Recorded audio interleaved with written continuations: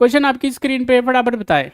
वर्ष 2023 में किसे यूनेस्को की अमूर्त सांस्कृतिक धरोहर सूची में शामिल किया गया है? फटाफट से बताइएगा सारे बच्चे, बड़ा इंपॉर्टेंट बड़ा खास क्वेश्चन है। Who has or which has been included in the intangible culture heritage list of UNESCO in the year 2023? सभी बच्चे आंसर बताइए, क्या है आंसर? आपको बताना है ICH के बारे में, यानी इंटेंजिबल कल्चरल हेरिटेज में कौन सा स्थान अभी जोड़ा गया है? फटाफट से बताइए। राजस्थान का कालबेलिया नृत्य, गुजरात का गरबा नृत्य, मणिपुर का संकीर्तन और नवरोज, पारसियों का नवरोज त्योहार। जल्दी बताएं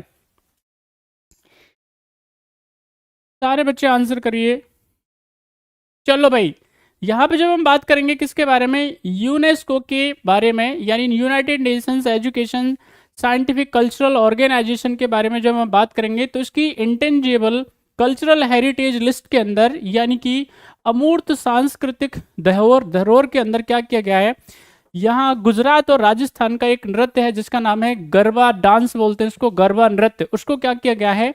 अमूर्त सांस्कृतिक धरोहर की श्रेणी में इसको शामिल किया गया है। आप गरबा के बारे में जानते हैं कि गरबा क्या है? यहाँ पे ये संस्कृत वर्ड से निकला है, उसका नाम होता है गर्भ। तो यहाँ पे क्या है, इसको क्या किया जाता है? उसको अलग अलग इसकी मान्यता है। इसको क्या है, इसको कोई भी कर सकता है, स्त्री पुरुष बालक बूढ़ा हर कोई क्या कर सकता है, इसको कर सकता है। यहाँ पे क्या किया जाता है?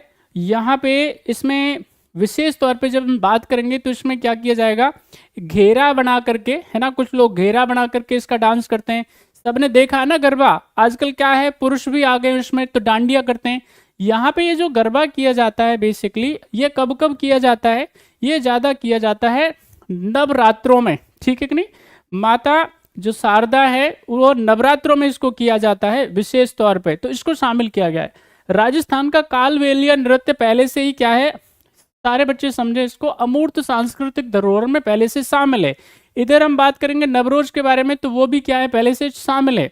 इधर हम बात करेंगे एक छऊ नृत्य होता है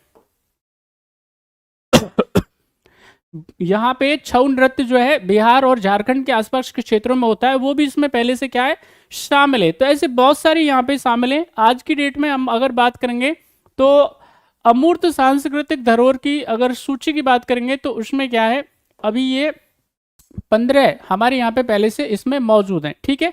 तो इसका सही आंसर क्या हो जाएगा? गुजरात का गरबा नृत्य। The right answer is B. चलिए अच्छे से देख लीजिएगा इसको, काफी इंपॉर्टेंट है। नेक्स्ट क्वेश्चन आपकी स्क्रीन पे, क्वेश्चन नंबर 10, जल्दी बताएं, आगे बढ़े, सारे आंसर करें। अंतरराष्ट्रीय गीता महोत्सव 2023 का आयोजन कहाँ किया गया? जल्दी बताइए। Where was the international Gita Mahotsav 2023 organised? Kurukshetra, Varanasi, Ayodhya और हरिद्वार? सभी बताइए। चलिए, तो यहाँ पे जब हम बात करेंगे किसके बारे में, इंटरनेशनल गीता महोत्सव के बारे में, तो इसका आयोजन जो किया गया है वो 7 दिसंबर से और 24 दिसंबर के बीच में किया गया है ना। 7 दिसंबर को स्टार्ट किया जाता है और 24 को इसका समापन। तो आप जानते हैं पहली बारी कहाँ पे गीता का उपदेश श्री कृष्ण भगवान ने कहाँ पे दिया था? भगवान श्री कृष्ण ने कुरुक्षेत्र में, कुरुक्षेत्र धर्म क्षेत्र, आपने अगर भागवत गीता पढ़ी होगी तो वहां पे शुरुआत क्या होती है उसकी, ऐसे ही होती है, कुरुक्षेत्र धर्म क्षेत्र से उसकी शुरुआत होती है। तो कुरुक्षेत्र में क्या है, इसका यहाँ पे इसको आयोजित किया गया है ना। और यहाँ पे आप जानते हैं कि हर साल क्या होता है, पूरे देश विदेश से इसमें क्या करते हैं, लोग पार्टिसिपेट करने के लिए आते हैं। और भागवत गीता के बारे में आप सब जानते हैं, भागवत गीता क्या करती है, इसका एक ही औचित्य है, आपको क्या बताना, भगवत गीता हमेशा एक ही बात करती है, वो है स्वधर्म। स्वधर्म को पता करना है आपको, अपना खुद का निजी धर्म आपको क्या करना है, पता करना है।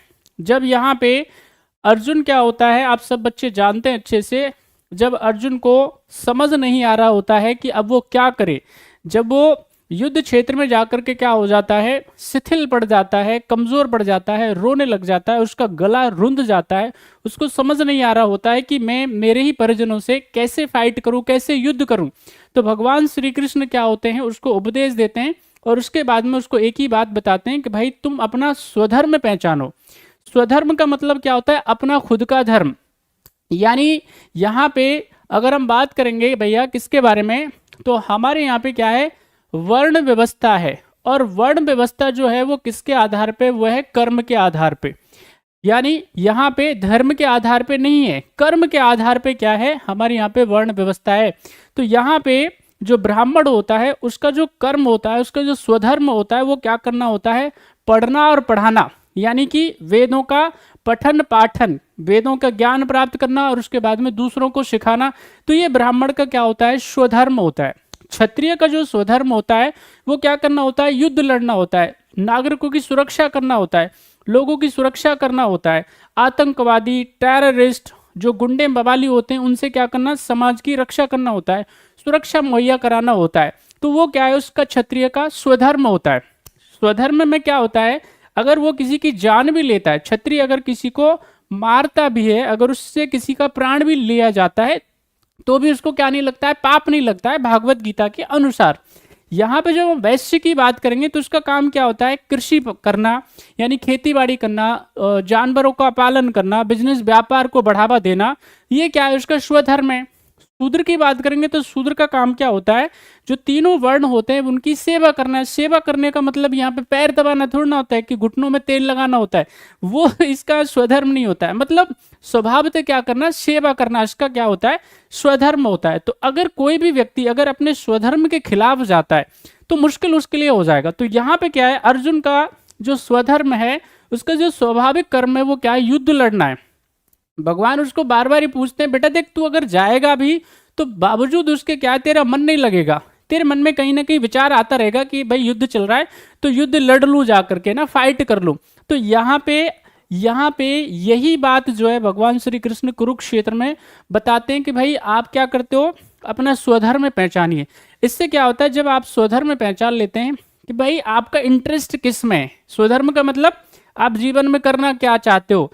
बात समझ में आई, आप जीवन में जो करना चाहते हो, जिसको करने में आपको आनंद आता है, जिस कृत्य को, जिस काम को करने में आप खुशी महसूस करते हो और उसमें किसी तरह के किसी के ऑर्डर की, किसी तरह के किसी के आदेश की आपको जरूरत नहीं पड़ती है, किसी के इंटरवेंशन की जरूरत नहीं पड़ती है, वही आपका क्या होता है, स्वधर्म होता है। तो इसी के बारे में ये है। वैसे भागवत गीता को आपको पढ़ना चाहिए, पूरी दुनिया में पढ़ा जाता है, बहुत सारी बातें। फिलहाल आज के लिए इतना ही, अपना ख्याल रखना है, पढ़ाई जरूर करना है, जबरदस्त पढ़ाई पे आपको क्या करना है भैया, काम करना है, तभी जाकर के क्या होगा, सिलेक्शन होगा, और कोई दूसरा इसके लिए तरीका है नहीं। ख्याल रखें अपना, पढ़ाई जरूर करते रहें। जय हिंद।